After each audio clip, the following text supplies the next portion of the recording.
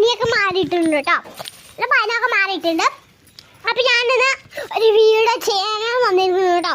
ഇതെൻ്റെ ചേച്ചിയുടെ മേഘമുണ്ടോ, ഇതൊക്കെ എൻ്റെ ഉള്ളാണ്, അമ്മ തുടക്കുകയാണ് കേട്ടോ.